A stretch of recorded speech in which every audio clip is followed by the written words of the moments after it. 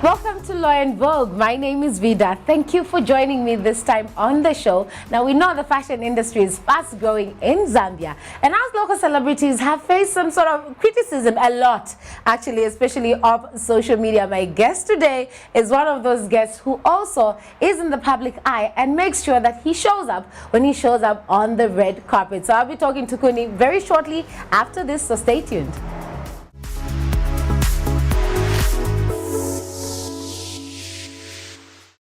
We are talking everything fashion, and today my guest is Kuni, and he's joining me right now. Hey. Welcome to Law Vogue. Thank you. It's nice to be back home. Back home, yes, yes. And you are the perfect guest for this one because you are the second male I'm hosting on this show. Oh, wow. After I came on after Malama. And I was like, okay, let me talk to Kuni. Yeah. And I think before we even talk of the different looks that you've rocked, let's talk about your fashion and your fashion sense and where it comes from. What would you describe your fashion sense to have come from? I think, okay, when I think about my fashion sense, okay, first of all, I didn't like set out to just like be this fashion person. I think I just have a knack for putting looks together. Okay. And I think it stems from if for those who know where I really started from, I started out as a wardrobe person when I started working in productions. So I was a wardrobe stylist, then I became an art director. So I've always been artistic in that way of putting looks together. But if I'm to describe my own personal style, I think I would say it's a bit eclectic, but I like to stick to classics. I like to stick to the classics and then put an eclectic twist on it. Like I love the basic classic fashion, like a nice jacket, a nice trench coat, a good pair of shoes, you know, the basics where you start from and then build onto that. So accessories, I always feel like accessories really close the outfit together. You're big on accessories. I love Noticed accessories. that. Yeah. I've noticed that. You having started off with being part of the wardrobe team on a set, have you taken that up also a little further on just helping people with their fashion? I always do, but I've never done it on a professional scale. But a lot of people will call me and say, I need you to put a look together for me, and I'll do it. It's something fun that that I love to do. A lot of people have hinted at me that I should maybe one day start a fashion line or really do it as a business, but time will tell. Who knows? Time will tell. You'll be the first to know. That's something you've been thinking of, yeah? It's something I have been thinking of. We'll see. No, but why should you delay? Why the delay? It's when it's time to do it. It's time to do it, it's right? Time to do it. Yeah. I'm definitely thinking about it very strongly. We're looking forward to that, Kuni. But when it comes to even, you being in the public eye, do you sometimes feel like it's pressure from all the eyes that are on you that makes you feel this need to impress whenever you're out there?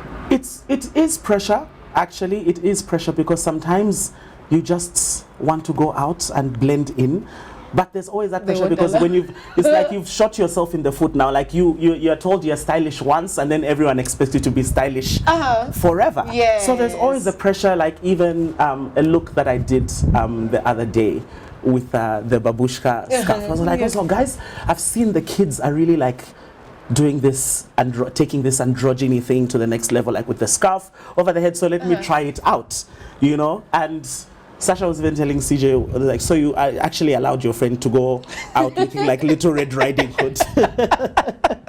Sasha's his sister. Yes, those of you who know Sasha, she has her own fan base, by the way. Her own fan base, yes. She has her own fan base, and I think she's actually the person who keeps me grounded, and she's the person who helps me to not take it too seriously, because she's the one who will give you that true voice and like, you think this is stylish, it's a little bit too ridiculous right now, so calm down, it's not that serious. So she keeps me grounded in that way.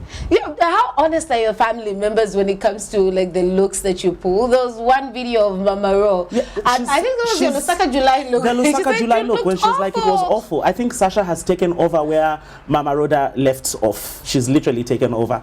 But yeah, my family is very honest with me. They're always very extremely overly honest with me. But even with you, do you find yourself maybe controlling what your friends are wearing, or just even advising, especially when you're about to go out? I do advise, actually, not really per se. I would like to say my friends are very well dressed one day, good for them. But sometimes I will be like, okay, not immediately, not that. That's out. You know, I will give hints and tips when we're going out. Okay. But no one really ever really asks me. Everyone just does their own thing. Yeah. And you talk later, like, Yeah, okay, then, yeah, this was good, yeah. this was not good. But with you working with different designers for different looks at different occasions, what's the hardest part about having to collaborate with other designers, other local designers? Do you sometimes just give them a full look, or do they come to you and say, okay, I think for this event you can rock this, so let's put this together? I actually love, one of my favorite things about the fashion industry and being a fashion person is the collaborations that I've done with different designers. It's always a collaborative effort. And I have my preconceived notions and ideas of how I want to look, but when I sit down with the designer, they'll be like, what if you took it to the next level? What if you did this? And I'm like, no, I'm not comfortable in that kind of look. And they'll be like, no, just try it and let's see how it works out. So it's always like a 50% me and 50% the designer, and I just love how the two minds come together, because also designers are some designers are known for their particular look. If you want to look a certain way, you go to a Snoko. If you want to look a certain way, you go to so and so or so and so, Kandayato or whoever. But what I've found is that when I go to these designers, they always do their take. It's like a Kuni version of what they do. Yeah. So I've loved collaborating with designers on that level. It's the most fun process for me. Okay. Now you've been seen rocking some outfits in chitenge material. Is there any material that's out, like for you, when you look at it, you're just like, I would never wear this type of material, no matter what, how much a person tried to convince me? I think I don't like the way silk sits on me. I've tried, and I just end up looking very grandfatherly. When it's silk. I've realized silk is not for me. There's a look I tried to pull off in silk which just didn't work. Also, when I get nervous, I sweat. Oh yes, and I'm prone to like anxiety, and then when the anxiety sets in, I start sweating, and it just becomes a mess. I like fabrics that you can breathe in. I feel like silk is not breathable. Maybe silk and velvet. I don't know. I think velvet is done. Velvet is.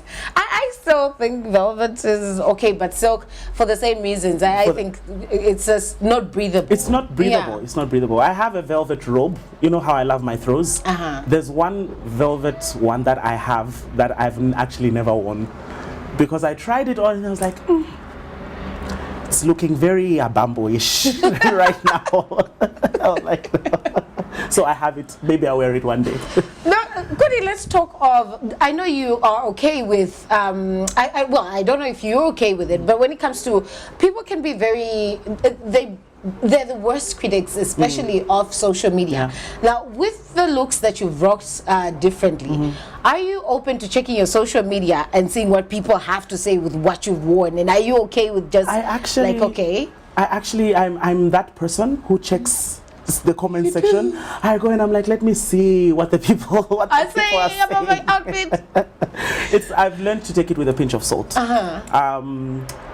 Because if there's one thing, sometimes like there's a video that I posted of me performing, a throwback of myself performing at Oktoberfest, and some people passed harsh comments, and it really made me feel bad, because that's my voice, like, you know, like it's like it's a personal attack on my voice, and I'm like, how dare they say. So it made me feel bad. But the fashion comments never make me feel bad. Never make you because if there's one thing I'm confident in is my style. Hello, you will not tell me anything.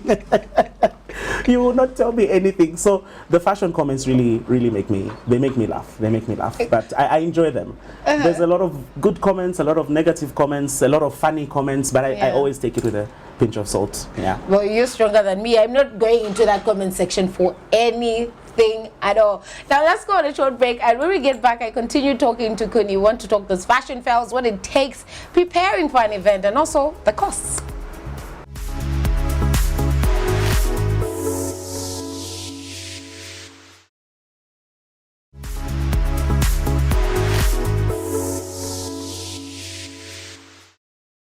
Welcome back to Law Vogue. My guest today is Kuni, and we're at his home. So we were sitting outside, but now we've moved into the house as we continue talking everything to do with fashion. And Kuni, yes. As we continue this, I want us to start off after the break with the looks that you would put out for us and just describe as your favorite out of everything that you've rocked. What are your What are your favorite looks? I think some of my favorite looks have definitely been some of the ones I've worn to Lusaka July. July, yeah. You brought your A game. Yes, I did like the one that I wore to the second edition. I actually posted a clip, a throwback from that second edition. I think it was African Luxury that year. Yes. That was I liked that look. You were the best dressed. I was the best dressed that year. Yes, and that's where the pressure started from. Now I just have to be on point all the time. It started there. So I did like that look very much, but my favorite Lusaka July look is definitely the Miles Cassandra MK72 creation that I wore, which was the Colony of Wealth outfits. It was the black one, and it was an homage actually to Chadwick Boseman's look that he did at the Met Gala with the embroidered crosses. He wore, I think that was a Versace. Yes, an Atelier Versace look. So that's what I wanted to kind of invoke with that look, and I really, really loved it. I was so comfortable in that look. The worst thing about these looks is that you can't really wear it again. So I'll tell you a secret. From time to time, I do go and get the cape and wear it and just walk around the house and just be like. Because I can't wear it outside. I can't wear it again. I did once. I think I was actually with Malama. There's a show that I did at Latitude for New Year's Eve, and I knew that there wasn't going to be any photographers or anything like that, so I wore it. I did recycle it for that. What's the for that pressure? night. I see other celebrities rock looks more than once on a red carpet. Yes. Where do you feel the pressure to not do it again? I don't know. I just feel like I think a lot of people like talking. I'm like, oh, that outfit again, and then also the pressure because they expect you to be in something new. But I'm completely not opposed to people recycling looks. If there's one thing that people know about me is that I'm a very good keeper of things. Like even some of the bags that I carry, those are actually my dad's from the 70s and 80s. And there's a black trench coat that I love wearing. I think I last wore it at Cleo's birthday party. That was also my dad's from the 70s. It was his trench coat. So I love keeping pieces that are timeless, and wear them over and over again for a long time. So I do think that I would rock an outfit a second time. In fact, there's an outfit that I wore to the premiere of Lusaka Hustle. It was also an MK72 outfit from Miles Cassandra. So I think I'll wear that cape again very, very soon, because I only wore it that once, and it's like a nice pink with gold on the inside. So I think I'll wear it again. When it comes to these themed events, how much pressure do you have? Like just sticking to the theme? Are you one to sometimes even ignore the theme, or you always make sure that you show up as the theme describes? I feel like it's so rude to go to a themed event not in the theme. Like why would you do that? Yeah. So yes, I'm a person who respects a theme very much, and I put my all, because once you hit me with that theme, I'll be like, yes, we have to do our research, we have to be on theme, we have to be one with the theme. I think the Lusaka July 20 what edition was that? What was the theme? It was the is it the garden? The garden of the 21st century garden. Yeah. So that was actually one of my most controversial looks, I do believe, because that's the one that my mom didn't like. Because the awful one. She had seen it before the snakes were attached to it. So she saw it and the red, and she was like, oh, it's so beautiful. The red was amazing. And then now the whole finished product, and that's the time when I did the full makeup, I did the lashes, like I went all out with it, with the snakes in my hair. So what I was thinking, I was like, okay, 21st century garden. Let's go back to the Garden of Eden. I gave them Garden of Eden. Let's go back to the Garden of Eden. But our 21st century spin on it is that I said, okay, so since I'm already controversial right now, let's say that I will be the snake delivering the apple to be eaten, tempting the masses with the apple. So we did this gold apple, and then that's why we had the gold snakes, and it was very like to give it that kind of 21st century spin, like the whole metallic vibe. So I said, yeah, we're in the 21st century garden, and then it was so much drama, but I loved it. I think that's the theme. That's the one event where I really went hard on the theme. I was like, I really need to do something that will stand out. Another event I think you went really hard with the theme must have been one of these penthouse parties, and you showed up. I think you had guards. Yes. But the one thing it sparked on social media was that, isn't this slavery or something? I remember that. I actually remember that so well. Yes, because I wanted to look like royalty. Yes. And I had done a photo shoot before where I had like the bodyguards in there, where it was kind of Wakanda themed before even the movie itself came out, before Black Panther came out. So I said, okay, let's take this from a photograph and let's take it to the red carpet. And the theme that night was simply, it was red. The theme was red. And I was like, okay, everyone will be in red, but how can we make this different? So I said, I'm going to dress up like a chief. And I just had these meters and meters of red fabric. And I said, okay, I'm going to get models to flank me as bodyguards. And people who were saying that this is slavery, I was like, this is actually the entertainment industry. Those were paid models, guys. Actually, shout out to Edward and shout out to Alexander. Very, very well-known professional models. And their careers are going from strength to strength right now. Alexander is actually on a number of TV shows right now. So very proud of that. They were very well paid. They were very well paid. And that's what, people never understood that, because I was looking through the comments and some are saying, no, how do you keep people standing for so long? Who doesn't think it is? It was a job. And I was even like, because I was like, at one point I was like, okay, guys, they've stopped taking pictures now. Do you want to have like a drink? Do you want to get some food? And they're like, no, the job is not yet. And like, we can't even be drinking on the job. Like, this is the job. So at 23, when the time, which is the time that was written in our contract, after 23, then we'll get more comfortable, which is exactly what happened. Oh, wow. So then I did it again to the second penthouse party, where it was the jungle themed. So I had Alexander with me and Miles as well that night. Yeah, I was told it was slavery. We were enslaving people. It's not. When you pay people to do stuff and they do it, I think it's professionalism on their part as well. But because we've talked about your best looks, let's talk about your worst looks. So which ones did you just feel like, okay, Kuni, come on. What were you thinking? Like, what was I even doing? I think I don't think it's a look that was photographed. I'm not sure. But there's this one night that we were out with Cleo and Tandy and everybody, and I was wearing a jacket with nothing inside, just the jacket itself. And then I wanted to unbutton the jacket, so that, like, just literally my whole chest was going to be exposed. And Cleo was like, Papa, just close this button. Like, let's not take it too far. And I'm like, why? And I went to this, I was like, why? I was like, you're body shaming me. I was like, if my stomach is fat just because I don't have abs, you're stopping me from having an, I'll open this jacket. And she's like, no.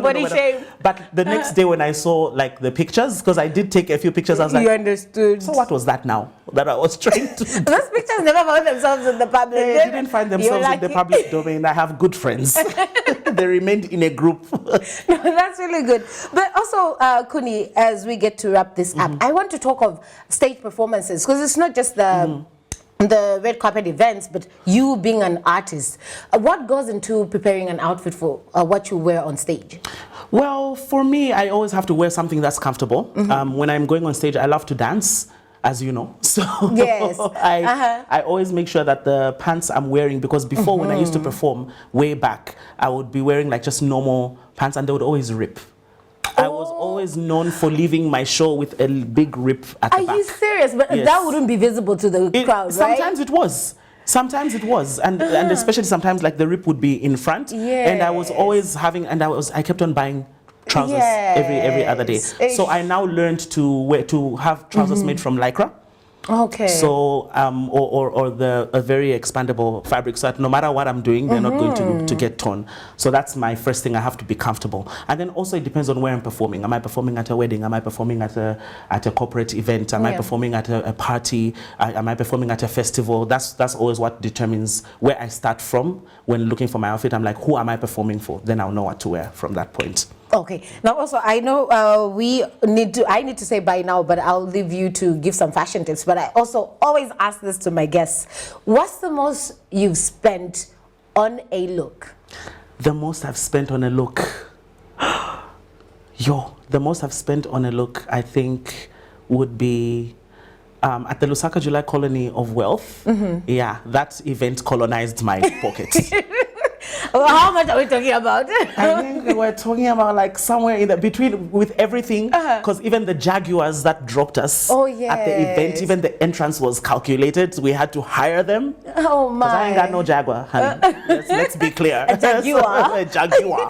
We had to hire it from Land Rover Motors and everything. So I think everything involved, I think we were spending like 13,000. Just for an not entrance. too bad. Just for But for everything, like outfits, makeup.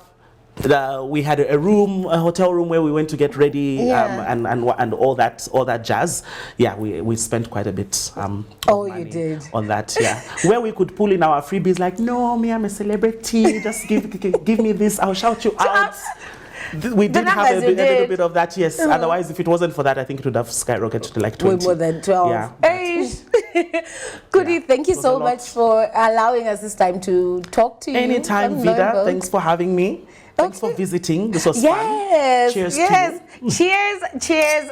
Bye from me, but Kuni will give you some fashion tips after this.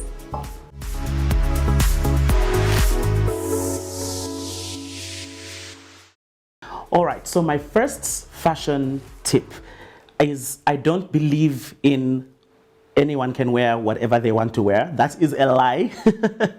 I feel that everyone should dress according to what brings their best assets out the most. So if you know that like you're maybe a top heavy or you have skinny legs and you don't want to show them off, I believe in always wearing something that will bring your body out the best. That will show the best qualities of what you're working with. That's the first fashion tip. Second fashion tip, always wear what is comfortable. Don't wear something that you start out, if you're going to an event, you'll start out feeling very comfortable and by the end of the event you literally can't move. Always wear something that is going to make you feel comfortable from the beginning of the event to the end of the event. My third and final fashion tip is ladies always have that little black dress in your wardrobe. Guys always have that black suit in your wardrobe, because as long as you have a black number in your wardrobe, you can literally wear it anywhere, from a wedding to a funeral to a cocktail event to anything, to a matebeto. If you don't have anything to wear, the black will work just fine. With the right accessories, you'll be good to go.